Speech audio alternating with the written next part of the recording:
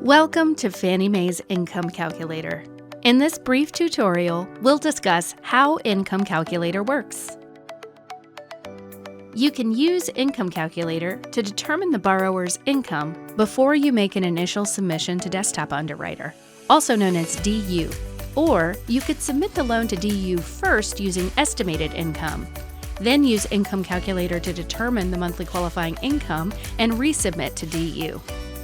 Income Calculator can also be used for manual underwriting.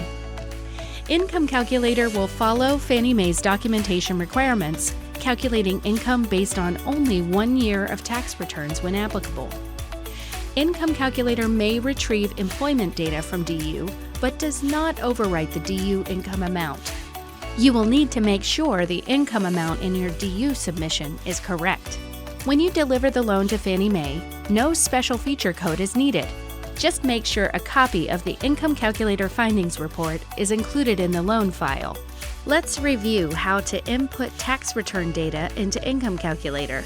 Many customers use the Income Calculator screens to manually key in data from the borrower's tax returns. If you prefer to avoid manual data entry, you can sign up with one of our approved technology service providers who are seamlessly integrated with Income Calculator. Income Calculator works by evaluating one business and one borrower at a time.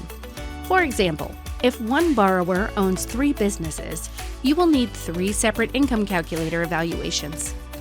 If one business is owned by 2 borrowers, Income Calculator needs to analyze each borrower separately. As you enter tax return data, Income Calculator assigns a unique ID that starts with the letter D. It's very important that you safely store this unique ID for future reference. You must have the unique ID to update the Income Calculator evaluation data or view the findings report. Sharing your Income Calculator findings is easy.